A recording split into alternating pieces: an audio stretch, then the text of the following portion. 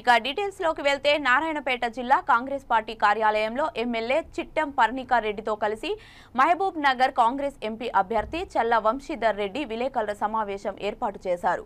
ఈ సందర్భంగా మాట్లాడుతూ నారాయణపేట ప్రాంతం అభివృద్ధికి డీకే అరుణ నిధులు తీసుకొచ్చినట్లు నిరూపిస్తే పోటీలో నుంచి తప్పుకుంటానని కాంగ్రెస్ పార్టీ ఎంపీ అభ్యర్థి చల్ల వంశీధర్ రెడ్డి సంచలన వ్యాఖ్యలు చేశారు। ఈ నెల 15న నారాయణపేటలో నిర్వహించే జనజాతర సభలో సీఎం రేవంత్ రెడ్డి పాల్గొంటారని చెప్పారు। డీకే అరుణ గారు కాంగ్రెస్ పార్టీ అధికారంలో ఉన్నప్పుడు ఆమెనే మంత్రి కదా, ఆమె ఏది చెప్తే అది నడిచేది కదా।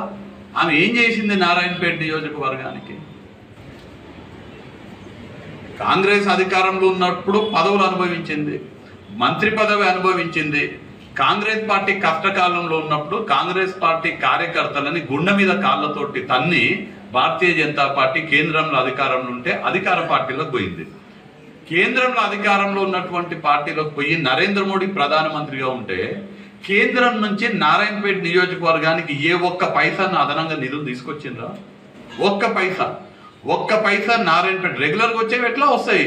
కేంద్ర ప్రభుత్వం ఉన్నప్పుడు రెగ్యులర్గా ఉపాధి హామీ పథకాలకు నిధులు ఇస్తారు, కొన్ని రోడ్లకు నిధులు ఇస్తారు, రేషన్ కార్డులకు కొంచెం మ్యాచింగ్ ఫండ్స్ ఇస్తారు, అవి ఎవరున్నా వచ్చేటివే।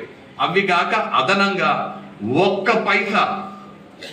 ఒక్క పైసా నారాయణపేట నియోజకవర్గానికి అదనంగా కేంద్రం నుంచి నేను ఈ ప్రాజెక్టు తెచ్చినా, ఈ పైసలు తెచ్చిన అదనంగా అని డీకే అరుణ గారు రుజువు చేస్తే చూపిస్తే నేను రేపు నామినేషన్ కూడా వేయను। నేను ఒకవేళ నామినేషన్ వేసిన తర్వాత ఆమె నిరూపిస్తే నామినేషన్ విత్డ్రా చేసుకుంటా।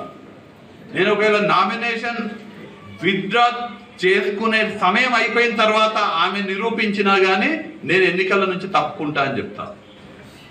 కానీ ఆమె నిరూపించలేకపోతే నారాయణపేట ప్రజలందరూ కూడా ఆమెకి ఎన్నికలలో బుద్ధి చెప్పాలని